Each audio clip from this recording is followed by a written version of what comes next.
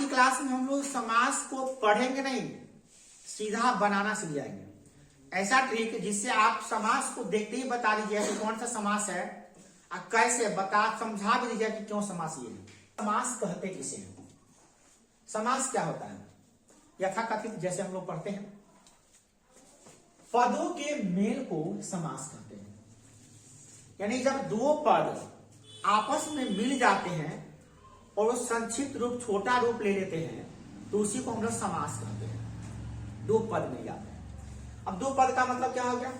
जैसे देखिए राजा की कन्या, यहाँ दो पद है, ध्यान दीजिएगा, दो पद है, एक पद ये और एक पद ये, दोनों मिल गया, राजा की कन्या, तो क्या बन गया? तो यहाँ पे दो पदों का आपस में मेल हुआ है जिसे एक नया शब्द बना है राज कन्या, तो हम कह सकते हैं कि दो पदों के मेल को समास करते हैं। यही क्रिया जो हो गया समास हो गया। मैं राजा की कन्या न बोलकर हम राज कन्या बोल रहे हैं। लंबा हो जिसका उदर, उदर का मतलब होता है पेट, जिसका पेट लंबा हो उसे हम लोग कहते हैं लंबोदर, और इसका सीधा मतलब होता है गणेश जी। लंबोदर किसे कहते हैं? गणेश जी को कहते हैं। तो आप यहाँ देख रहे हैं कि दो पद है, तो दोनों पद से इतना सारा पद, दो या दो से अधिक पद भी हो सकते हैं। देखिए यहाँ पे अधिक पद है और ये पद मिलकर क्या बना दी? लंबोदर। तो यहाँ देखिए रात और दिन, तो रात और दिन को रात दिन बोलेंगे तो यो रात और दिन ही मतलब होगा। आप कोई बोलता है रात दिन पड़ता है, इसका मतलब क्या होता है? रात और दिन दोनों पड़ता है। तो आप समझ गए क्या कि यहाँ पे दो पदों को आपस में मिलकर संक्षिप्त रूप बना रहे हैं। तो समास का मतलब ही होता है, समास का अर्थ ही हो जाता है संक्षेप करना। मतलब बड़ा बड़ा पद है, दो तीन लाइन, एक लाइन है, दो तीन शब्द है, उसको मिलाकर एगो पद एगो शब्द कर देना, यही कहलाता है समास। अब बात आती है कि समास को हम कैसे या पहचानेंगे। परीक्षा में ये पूछता है कि यह कौन सा, ये शब्द कौन सा समास है, कैसे पहचानेंगे? तो समास के टोटल भेद होते हैं 6, टोटल 6 भेद होते हैं। पहला अव्ययीभाव समास, दूसरा तत्पुरुष समास, तीसरा आप तत्पुरुष में ही देखिएगा इस प्रकार का, तीसरा ये हो जाएगा आपका कौन? कर्मधारय समास, कोई भी आ सकता है, नंबरिंग जो है वही भी हम बताना चाहेंगे। उसके बाद क्या है? द्विगु समास, उसके बाद देख रहे हैं क्या? बहुब्रीहि समास, इसके बाद आपका द्वंद्व समास। ये 6 समास है और इन 6 समास को अगर आपको नाम याद करने में दिक्कत हो रहा है तो आप इसको शॉर्ट में याद कर सकते हैं किस रूप से? द्वाद अवतक, द्वाद अवतक, द्वाद, द्वा है, द्वा से द्विगु, द से हो गया आपका द्वंद्व, या द्वंद्व अवतक भी कर सकते हैं या द्वाद अवतक भी कर सकते हैं, कोई दिक्कत नहीं। अ से माने अव्ययीभाव, ब से हो गया बहुब्रीहि, त से हो गया तत्पुरुष, क से हो गया कर्मधारय। देखिए वैसा शब्द जिसके शुरू में उपसर्ग होगा या दो शब्द रिपीट करता होगा, रिपीट कर रहा होगा, तो समझ जाइएगा कि वो अव्ययीभाव है। तब सिंपल पहचान है उसका। क्या पहचान है? शुरू में उपसर्ग रहेगा। क्या रहेगा शुरू में? उपसर्ग। उपसर्ग तो पढ़े हैं आप, शुरू में उपसर्ग रहता है। जैसे देखिए यहाँ पे आपको बताते हैं, यथा उपसर्ग है, प्रति उपसर्ग है, आ उपसर्ग है। उपसर्ग है कि नहीं है? आप हिंदी में पढ़े हुए उपसर्ग और प्रत्यय, तो आप पढ़े हैं कि वैसा शब्दांश जो शब्द के पहले जुड़कर नया शब्द बनाता है उसे क्या कहते हैं? उपसर्ग कहते हैं। तो देखिए यथा, इसमें यथा उपसर्ग है, इसमें प्रति उपसर्ग है और इसमें आ उपसर्ग। और क्या होगा? शब्द रिपीट करता होगा। क्या होगा? शब्द रिपीट करता होगा। जैसे देखे ना, धराधर, धर धर, धराधर, बीचों बीच, बीच बीच, बीचों बीच, रातों रात, रात रात, रातों रात, द्वार द्वार, झटपट, हट हट, खट खट, चट चट, है ना? सब रिपीट करेगा। क्या समझ आइएगा? शुरू में दूसरा नंबर आपका पहचान क्या देगा? दूसरा नंबर समास क्या है? तत्पुरुष समास। ध्यान से समझते जाइए। इसमें क्या है? इसमें कर्ता कारक तथा संबोधन कारक को छोड़कर अन्य सभी 6 कारकों के चिन्ह छुपा रहता है। अब आपको थोड़ा सा एक चीज आपको ध्यान रखना पड़ेगा, आप लोग ये बताइएगा, कारा ने, दूसरा कर्म को, तीसरा करण से, में द्वारा भी होता है। अपादान में संप्रदान क्या होता है? संप्रदान में के लिए लिखिए। गुड। अच्छा चलिए कोई बात नहीं, संबंध में क्या आ जाएगा, का के की। थोड़ा सा समझिए, थोड़ा सा अरारेरी भी होता है, ठीक है। अपादान में होता है शेष, जुदा होने के शेष में होता है। अधिकरण माने क्या होता है, या और इसमें क्या आता है, हे अरे अरे, हे अरे ओजी दोनों होता है, हे अरे अरे ओजी या अजी। संबोधन करो, कारक ये जानते हैं, टोटल यही कारक है 5 6 7, संबोधन मिला के क्या होता है। तो इसमें याद रखना है आपको कि इसमें कर्ता कारक को नहीं लेना है, क्या लेना है, कर्ता कारक का चिन्ह नहीं आएगा और इसमें संबोधन कारक का चिन्ह नहीं है। तो क्या बच गया आपका 6, यानी कर्म का को छुपा रहेगा, करण का से छुपा रहेगा, संप्रदान का के लिए छुपा रहेगा, संबंध का के की गारे छुपा रहेगा, अपादान में से छुपा रहेगा, अधिकरण में या पर छुपा रहेगा, ठीक है, ये छुपा रहेगा। ये अभी कारक पुरुष समास में ध्यान दीजिएगा, तत्पुरुष समास में क्या नहीं रहता है, कर्ता कारक का चिन्ह छोड़ दीजिए और संबोधन कारक का चिन्ह छोड़ दीजिए, बाकी जो 6 वो कारक है उसका चिन्ह छुपा रहेगा, तो समझ जाइएगा तत्पुरुष है। अब भैया 6 वो चिन्ह छुपा रहेगा तो पहले याद होगा, तब तो याद तो हम करिए लिए हैं भैया, नहीं याद है तो यहाँ कर लेते हैं। कर्म का करण का से, इसमें द्वारा होता है ना, कोई औजार से है ना, कोई सामान से, संप्रदान के लिए सब याद कर लेंगे यहाँ से। चलिए अब देखते हैं हम लोग कैसे बनाएंगे इसमें। तो आप जरा बताइए भैया कैसे छुपा हुआ रहेगा, वो भी दिखाइए हमको, एग्जाम्पल बता दीजिए, इससे हम फटाक देकर एग्जाम में पकड़ ले कैसे होगा। आप गौर से देखिए एग्जाम्पल को, देखिए ध्यान से, दिक्कत हो रहा है क्या आप लोगों को देखने नहीं दिक्कत, यहाँ से दिखाया ठीक है, बहुत बढ़िया है, यहाँ से दिखाया, इसी कभी तो बोलते हैं। अब यहाँ पे ध्यान दीजिए, तत्पुरुष समास में सीधा एक ही बात याद रखना है क्या, कि इसमें कर्ता कारक और संबोधन कारक का चिन्ह छोड़कर बाकी 6 कारक का चिन्ह छुपा रहेगा। जैसे हम आपको दिखा रहे हैं, यहाँ देखिए, इसको गौर से देखिए, इसमें कर्म का को छुपा रहेगा, जैसे स्वर्ग प्राप्त, यानी कि इसको देखिए, इसका मतलब होता है स्वर्ग को प्राप्त, स्वर्ग को प्राप्त, स्वर्ग प्राप्त का मतलब होता है स्वर्ग को प्राप्त। गृह आगत, यानी गृह आगत माने गृह को आगत, घर आता हुआ।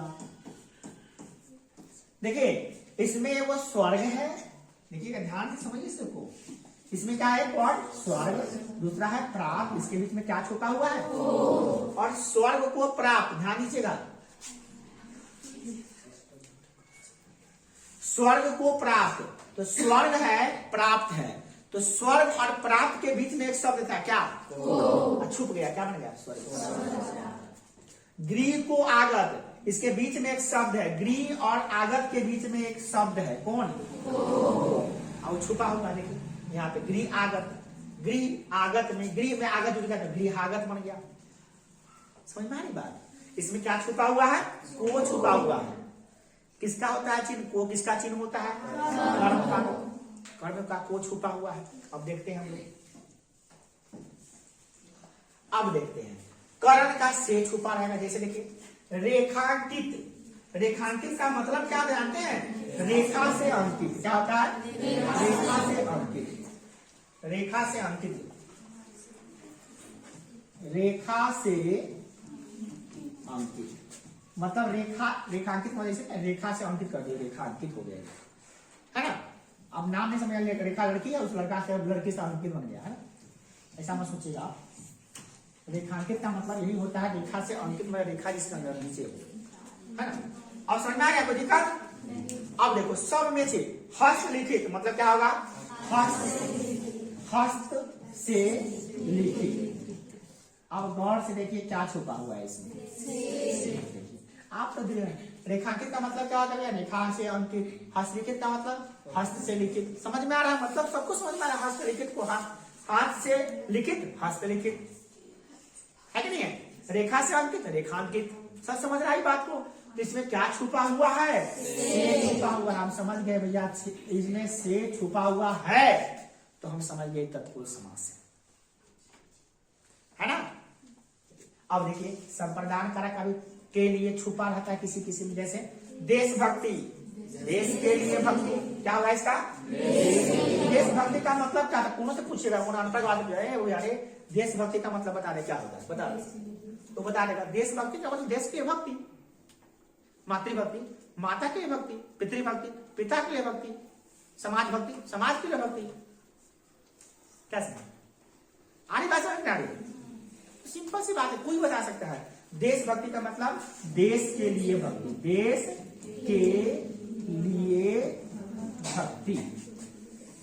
तो तुमसे कोई पूछेगा कि भैया देशभक्ति कौन सा मतलब ये समास है, तो आप समझिए देशभक्ति का मतलब क्या होता है। अच्छा, देश के लिए भक्ति मतलब इसमें देश के लिए भक्ति, तो देश तो है, भक्ति तो है, क्या छुप गया है? के लिए किसका होता है? अच्छा, वो अपन कारक का चिन्ह छुप रहा है, कारक का चिन्ह छुप रहा है, इसका मतलब तत्पुरुष समास है। कारक का चिन्ह छुप रहा है, इसका मतलब तत्पुरुष समास है, 100% तत्पुरुष समास होगा। इसमें ई छुप गया है, क्या छुप गया है? तो आपका के लिए जो है ना, के लिए जो है ये छुप गया है इसमें, और ये छुपने के कारण से ये समास आपको दे दिया, राइट? के लिए छुप गया यहाँ पे, ठीक है? समझ में आ रहा है? नहीं समझ में आ रहा? एकदम क्लियर। अब देखिए इसमें गुरु दक्षिणा, गुरु के लिए दक्षिणा, गुरु का मतलब, गुरु दक्षिणा का मतलब क्या होता है? गुरु के लिए जो दक्षिणा हो वही हो जाता है क्या? गुरु दक्षिणा। गुरु के लिए दक्षिणा जो होता है उसे क्या कहते हैं? गुरु दक्षिणा। और देखिए पाठ के लिए शाला, जहाँ पाठ पढ़ाने के लिए शाला बना हो, मतलब पाठ पढ़ाने के लिए घर, शाला बना घर होता है। शाला का मतलब क्या होता है? घर। कोई और शाला शाली रिश्ता होता है वो अलग होता है, शाला का मतलब होता है घर। तो पाठशाला यानी पाठ बनाने के लिए शाला माने पाठशाला, बस समझ आ रही है? देखिए सब में आ जाएगा। देखिए इसका मतलब क्या हो गया, देखिए गौर से आप देखिए, सो में छुपा है गुरु के लिए दक्षिणा, क्या कहलाता है? पाठ के लिए शाला, पाठ के लिए शाला माने पाठ पढ़ाने के लिए घर जो बना उसे क्या कहते हैं? पाठशाला। अब जरा गौर से देखिए, कोई बता सकता है कि गुरु की दक्षिणा मतलब होता है गुरु की दक्षिणा, इसमें क्या छुप गया है? के लिए छुप गया। इसका मतलब गुरु है ये, दक्षिणा है ये, के लिए छुप गया। के लिए किसका चिन्ह है?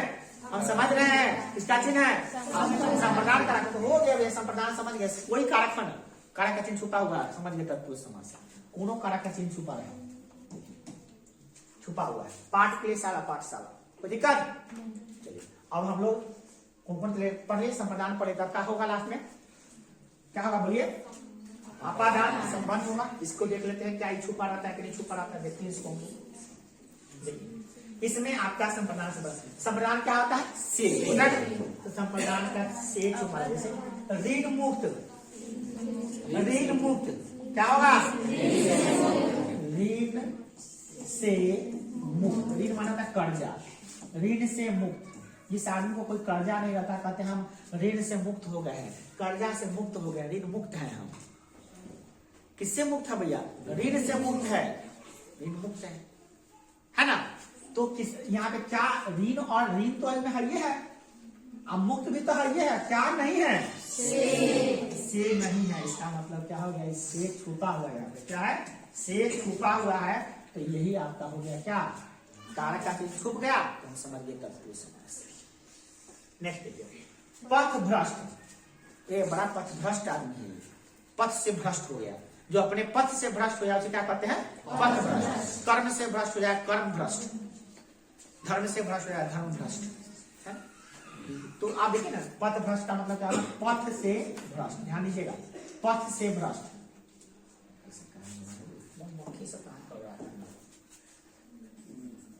पथ से भ्रष्ट। अब समझिए जरा इसमें क्या छुपा हुआ है? पथ भ्रष्ट से छूट गया। क्लियर? समझ में आ रही बात? अब संबंध क्या? देवालय, सब समझ, देवालय, हम जा रहे हैं देवालय, देव के लिए आलय है, देव के लिए घर, देवताओं का घर, देव का आलय, देव का आलय, ध्यान दीजिएगा, देव का आलय।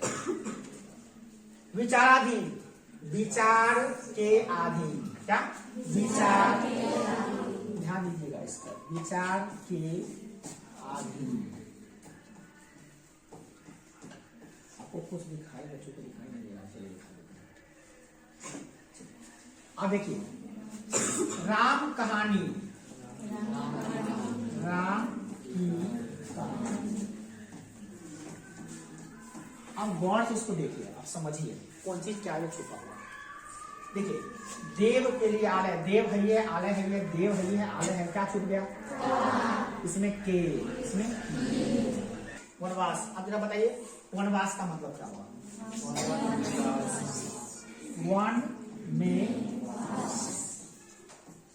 वन में वास, घुड़सवार, घोड़े पर सवार, घोड़े पर सवार। सब कोनो आदमी को आप जाके मम्मी से पूछेगा, मम्मी के घुड़सवार केकरा कहल? घुड़सवार घोड़ा पे सवार घुड़सवार कहल। कोनो आदमी पढ़ी लिखे नहीं, आज दादी से पूछेगा घुड़सवार का मतलब क्या होता है दादी, बिना पढ़ी लिखी होकर मुझसे पूछेगा घुड़सवार का मतलब क्या होता है, बता देगा घुड़सवार का मतलब घोड़ा पे सवार। इसको पढ़ने के लिए कोई डिग्री की आवश्यकता नहीं है, ये कॉमन सेंस है हम लोग का, हिंदी मातृभाषा है, सबको पता है ना। तो बोलिए हिंदी की, हिंदी में जाएगा, ठीक है हम क्या बोलेंगे, हिंदी हमारी मातृभाषा है, गर्व होनी चाहिए कि हम हिंदी भाषा में। चलिए घोड़े पर सवार, ठीक है, तो घोड़े पर सवार का मतलब घोड़सवार। अच्छा वनवास, वनवास का मतलब क्या है, राम जी वन में गए थे, वन में वास बस गए थे, राम वनवास हो गया, वन में चले गए, कर लिए वहां पे वास, बन गया वनवास, हो गया वनवास। कितना साल किए थे राम जी? 14 साल किए थे। किस युग में? त्रेता युग में। कलयुग में 500 वर्ष की। टेंट में रह रहे थे रामलला, बताइए अपने देश में जहाँ जन्म हुआ वहां टेंट में रहना पड़ रहा था। शर्म की बात है हम हिंदुओं पे, टेंट में हमारे रामलला थे 500 वर्षों से। उसमें तब 14 वर्ष का वनवास हुआ था, उसमें तब 500 वर्ष के वनवास कर दिए। कितना क्रूर है हम लोग, बताइए। अपने राजा को, अपने राजा का स्थान में बैठाने के लिए भी हम लोग को 500 वर्ष झेलना पड़ा। कितने लोग मर गए और कितना सुप्रीम कोर्ट से ऑर्डर लेके तब हम लोग बनाए, सुप्रीम कोर्ट ऑर्डर दिया तब बनाए। दूसरा देश में होता था कहा से कहा हो जाता, क्या कीजिएगा, फिर ये कुछ विरोधी नहीं। चलिए ये तो अलग बात है, राजनीतिक बातें हैं और धर्म की बातें हैं। चलिए अब देखिए घुड़सवार का समझ में आ गया। अब आप समझ चुके हैं कि भैया वनवास में वन है, देखिए ना यहाँ पे वन इसमें है कि ना, देखिएगा वन यहाँ है, वन यहाँ है, वास है तो वास है कि क्या गायब हुआ है, में गायब हुआ है। इसमें क्या गायब हुआ है, पर। और में और पर किसका होता है, अधिकरण का, वो कारक है ना, कारक गायब हुआ है ना, कारक गायब हुआ तत्पुरुष समास। समझ में आ गया? अब आप बताइए क्या आपको अव्यय भाव और तत्पुरुष में दिक्कत होगा? फिर इसे समझा देते हैं। अव्यय भाव समास में प्रथम पद जो होता है वो क्या होता है, शब्द, और नहीं तो शब्द रिपीट करेगा। दिनों दिन, हाथों हाथ, लाते लात, नहीं होता है इस तरह का, बातों बात, है ना। मान एक के शब्द का एक शब्द बार रिपीट करेगा, बोलेगा बीचों बीच, कौन सा समास है, अव्यय भाव समास। हाथों हाथ, देखिए मेरे घर में, मेरे दुकान में यह सामान हाथों हाथ बिक गई, तो हाथों हाथ कौन सा समास है, हाथों हाथ, दो है, हाथों हाथ, रातों रात, बातों बात, धड़ धड़, कर कर, झड़ झड़, है ना, तर तर, है ना, फट फट, है ना, इसको ना है समास, अव्यय भाव समास। रिपीट किया, अव्यय भाव समास, उपसर्ग है, अव्यय भाव समास, जिसमें कारक चिन्ह लोप हो गया, तत्पुरुष समास। याद हो गया, दो याद हुआ। चलिए आप तीसरा याद हो गया, देखिए आपको कैसे याद हुआ, पूरा एकदम कंठस्थ। अब चलिए आप तीनों चार को दिमाग में सेट करिए, अब आगे बढ़ते हैं सीधे आगे कर्मधारय समास। चलिए कर्मधारय समास ये सबसे होगा और आसान। इसके लिए आपको विशेषण आना चाहिए। विशेषण किसे कहते हैं, जो संज्ञा या सर्वनाम की विशेषता बताए उसे विशेषण कहते हैं, और जिसका विशेषता बताया जाता है उसे विशेष कहते हैं। क्या कहते हैं, अब याद करवा देते हैं। जैसे लिखा होगा काला लड़का, बस याद कर लीजिए। आपको विशेषण समझना पड़ेगा तभी जाके समझ आएगा। इसको आप यहाँ पे मत देखिए, यहाँ से पीछे वाला देखिए, यहाँ पीछे करके देखिए, थोड़ा समझिए, यहाँ समझ लीजिए पहले तब पड़ेगा। काला लड़का, अब इसका बताइए कि इसमें लड़का क्या है, संज्ञा है सर्वनाम की संज्ञा है, क्या हुआ संज्ञा। और काला जो है नहीं क्या है, विशेषण। लड़का कैसा है? लड़का की विशेषता क्या है? वो काला है, वो इसकी विशेषता है। तो ये विशेषण है और संज्ञा इसकी विशेषता बता रहे, इसको कहते हैं विशेष। क्या कहते हैं? विशेष। तो जो शब्द विशेषता बताता है उसे विशेषण कहते हैं, और जिसका विशेषता बताया जाता है उसे विशेष कहते हैं। इसको हम विशेषण में पढ़ चुके हैं, बस हम यहाँ रिवाइज करा दिए। याद रहेगा?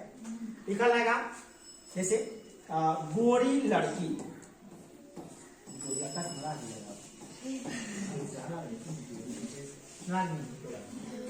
गोरी लड़की। अब बताइए लड़का, अब बताइए लड़की जो है क्या विशेषण है कि विशेष है? गोरी क्या है? विशेषण। गोरी क्या है? विशेषण। विशेषता बताने वाला शब्द को विशेषण कहते हैं। केकर में गोरी किसका विशेषता बता रहा है? लड़की का। विशेष हो गया। परीक्षा में यह भी आता है कि मेरे घर में एक गोरी लड़की है, में गोरी जो है कौन क्या है? विशेषण है कि विशेष है? लड़की क्या है? विशेष है। ये हो गया आपका विशेष, और ये हो गया आपका विशेष। ठीक। मोटा हाथी, मोटा हाथी में मोटा क्या होगा? हाथी क्या हो गया? तो आपको समझ में आएगा विशेषण विशेष में कोई दिक्कत नहीं ना। जो शब्द विशेषता बताता हो विशेषण, जेकर विशेषता बता दिया विशेष। भारी है, ये भी एग्जाम में आता है, ये भी एग्जाम में ऑब्जेक्टिव क्वेश्चन आता है, इसको भी याद कर लीजिए। अब चलिए विशेषण के बारे में, विशेषण समझ में आ गया तो ये भी समझ में आ गया। इसमें क्या होता है? इसमें दो पद होगा। क्या पद होगा? समास में दो पद तो करते, कम से कम दो पद होना ही चाहिए। क्या? उत्तर पद, प्रधान पद। चलिए उत्तर पद है क्या होता है? पूर्व पद। छोड़िए, दो पद होता है, उतना दिमाग नहीं लगाएंगे, हम इसलिए समझना चाह रहे हैं। देखिए इसमें दो पद होंगे, दो पद होंगे। अच्छा देखिए कौन कौन होंगे? ए होगा विशेषण, दूसरा होगा विशेष। ए होगा विशेषण, दूसरा होगा विशेष। अब गौर से देखिए कौन विशेषण कौन विशेषण। जैसे यहाँ पे है नीलकंठ, इसको अगर बना दें हम थोड़ा सा, तो नीला हो कंठ, तो नीला कंठ। चलिए नीला ही कंठ समझ लीजिए आप। नीला कंठ को क्या कहते हैं? नीलकंठ। क्या कहते हैं? नीला कंठ को क्या कहते हैं? नीलकंठ का मतलब निकलता है शंकर जी, इसीलिए ये नहीं होगा इसमें। ये गलती हो जाएगी, गलती हो जाएगी। नीलकंठ का मतलब निकल गया क्या चीज? इसका विशेष अर्थ निकले वो हो जाएगा दूसरा, वो नहीं पढ़ेंगे, इसको छोड़ दीजिए आप, उसको कम धारा आगे पढ़ेंगे। इसको छोड़, ये जहाँ पर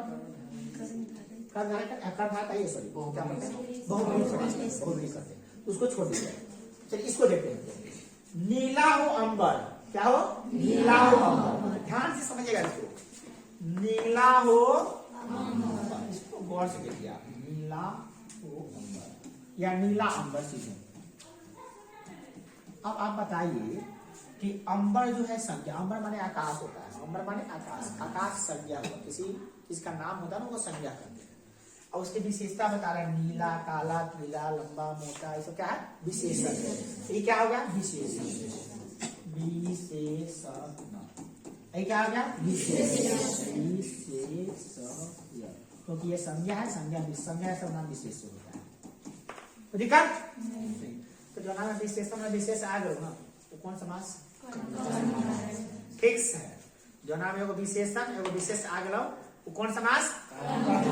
और देख लीजिए कमल नयन, जिसका नयन कमल की भांति हो। कमल का पंखुड़ी देखे? दिखाते हैं, ये है कमल की पंखुड़ी, इसका है नयन। ध्यान दीजिएगा, कमल नयन। अब ध्यान दीजिएगा, नयन माने नेत्र होता है, नेत्र माने आंख कहते हैं हम उसको। क्या कहते हैं? आंख। ये संज्ञा है। क्या है? संज्ञा है, यानी हो गया विशेष। क्या हो गया? और ये क्या हो गया आपका? विशेषण। ध्यान दीजिएगा, विशेषण। इसमें एगो विशेषण एगो विशेष हो गया, कौन समास होगा? जो नाम एगो विशेषण एगो विशेष हो जाएगा, वो क्या हो जाएगा? कैसे हम कैसे पहचानेंगे? अरे भैया विशेषण पढ़ना ही पड़ेगा आपको, कौन नहीं बता देगा? देखिए ना कैसे बता दिया, आराम से बता। देखिए ना, और देखिए ना, तो दो एग्जाम्पल देखिए तो अपने समझ में आ जाएगा आपको। चार और एग्जाम्पल देख लीजिए। महाआत्मा, महान हो आत्मा, महान आत्मा, महान आत्मा। देखिएगा महान हो जिसका आत्मा, जिसका आत्मा, उसको हम लोग क्या कहते हैं? महात्मा।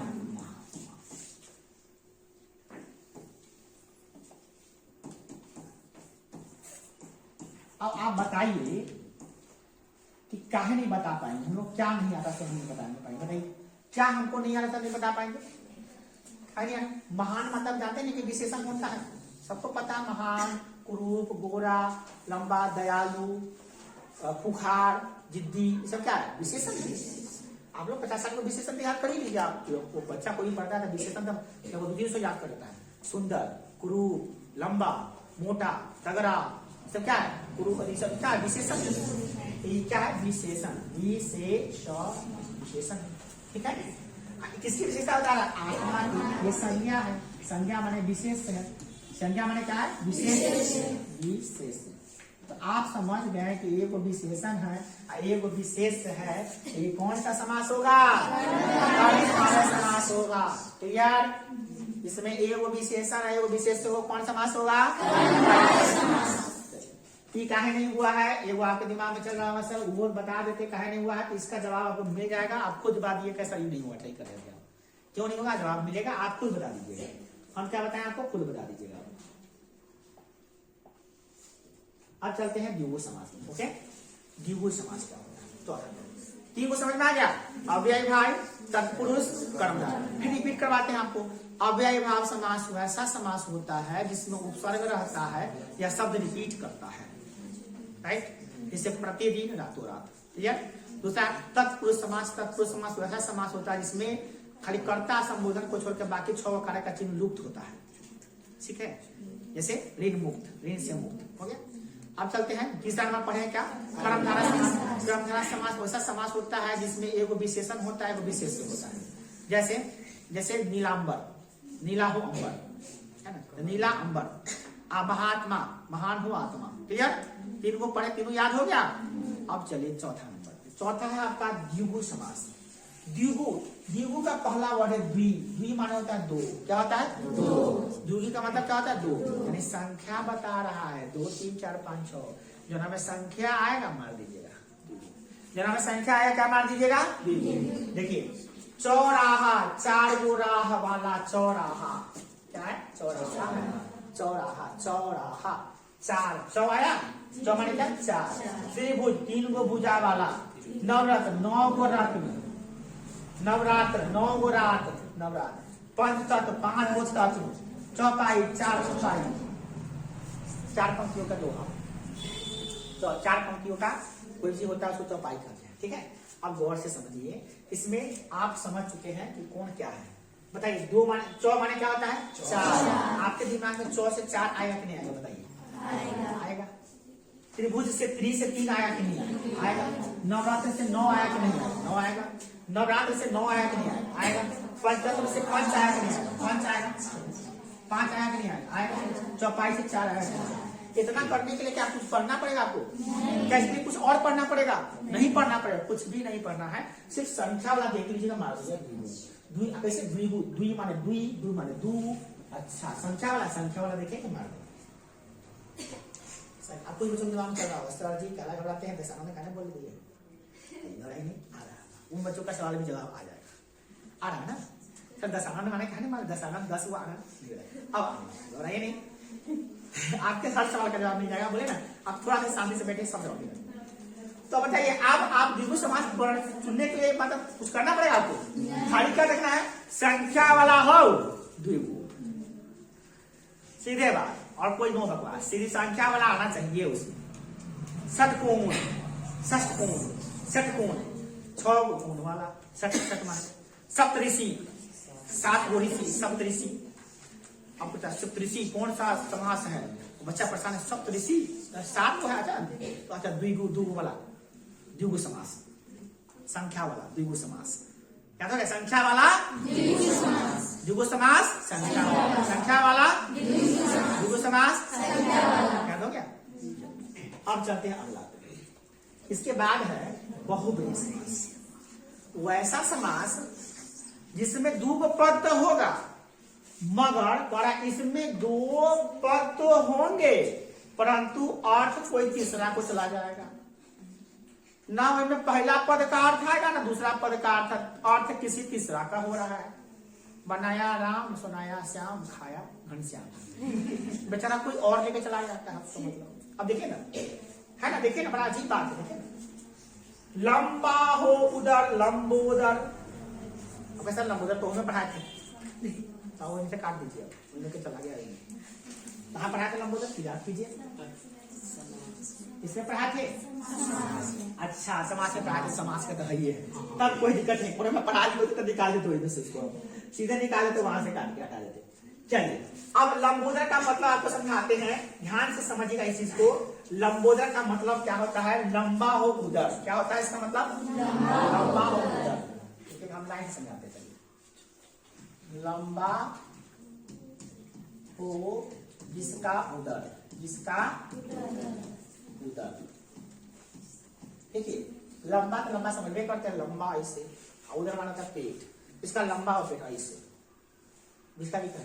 तो न तो इसमें लंबा का मतलब आ रहा है, न उधर माने पेट का मतलब आ रहा है। एक का मतलब सीधे गणेश जी।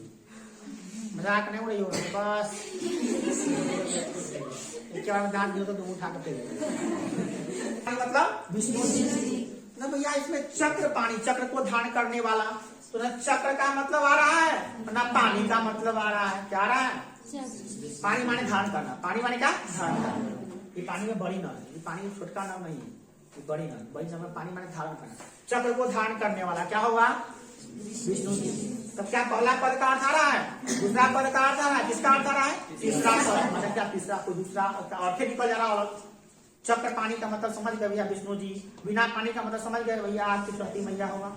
जैसे बोले आप यहाँ सर अभी तक बोले थे जो नाम संख्या आएगा उन्हें मारेंगे कथी? अभी अभी तक पढ़ाए जो नाम संख्या है कौन मारिएगा? अब फंस गए यहाँ पे, हम ही फंस गए कि क्या हो गया। अब है दशानन। चलिए बताइए, 10 माने तो आप जानते हैं 10 होता है, इसको मारे तो थोड़ा खबर हो तब को तब सबर करो। सवाल क्या करो भैया? दशानन, 10 हो आनंद, मतलब समझिए, पूरा समझिए, तब आधा बीच में समझिए करवा जाए। 10 हो आनंद, 10 माने 10, आनंद माने सिर, 10 वो सिर, 10 आनंद माने भुजा होता है। आनंद माने क्या होता है? नहीं, 10 आनंद मतलब सिर होता है, आनंद माने सिर। 10 वो सिर, 10 सिर वाला कौन होता है? 10 का मतलब 10 समझ में तो आ गया, संख्या है। मारिएगा दूसरी पर तो रुक जाइए, देख तो लीजिए इसका मन, इसका कोई मीनिंग तो नहीं निकल रहा है। अब ऐसा वही में कहानी निकाले हम, निकाली तो निकालते हैं। देखो ना, अभुज, 3 गो भुजा वाला त्रिभुज दिखता है। कहाँ दूसरा मीनिंग निकल रहा है? त्रिभुज का त्रिभुज में निकल रहा है कि नहीं है? त्रिभुज, त्रिभुज में त्रिभुज का मीनिंग निकल रहा है ना, इसका अलग मीनिंग निकल रहा है। त्रिभुज का मतलब 3 गो भुजा वाला त्रिभुज, अलग मीनिंग नहीं निकल रहा है। इसीलिए त्रिभुज क्या होगा? द्विभुज, ताकि संख्या इसमें संख्या है, फिर भी एक मीनिंग ही अलग निकल जा रहा है। दशानन माने दशानन नहीं समझते, दशानन माने रावण। 55 माने हनुमान जी।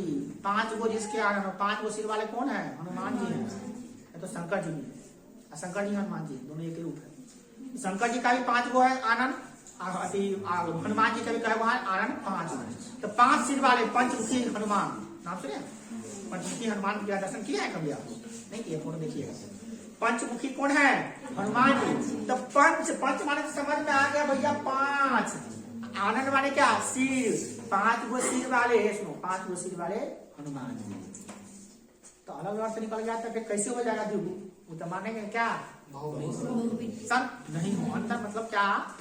मतलब हिस्सेदार, बराबरी बराबरी वाला हो। जैसे देखिए, बोले राजा रानी, ये भी आदमी, ये भी आदमी, मतलब औरत, मतलब बराबर के हिस्सेदार है। राजा यहाँ बैठे, रानी यहाँ बैठी, है ना? राजा रानी, है ना? भाई बहन, भाई भी है, भाई का कौन, बहन के कौन, भाई है, बहन, इस तरह से है क्या? बराबर में आ गए। जब दोनों बराबर में रहेगा तो राजू एकदम तोड़िएगा नहीं तो भाई को ज्यादा है, वो टुकड़े खा के बढ़ जाइए, काम कर बराबर भाई बहन, है ना? अब भला बुरा, भला बुरा, अब इस तरह से हो गया। अब देखिए, और देखिए, हरिओम, राधे श्याम, गौरी शंकर, सीताराम, सब है। हरि ओम, हरि ओम, दोनों बराबर। राधे श्याम, राधे श्याम, राधे जी श्याम जी, गौरी शंकर, भारती मैया शंकर जी, हरि ओम राधे श्याम गौरी शंकर सीताराम। जब बराबरे बराबर हो जाए तो क्या होगा? देखो ना, आप पहचानो कैसे? ट्रिक देखो, ट्रिक, यो बराबर, नामो बराबर, दो दुगो बराबर, इनु बराबर, दो इनु भाई बराबर, राम श्याम, सीता, पहचान आ गया? ठीक है।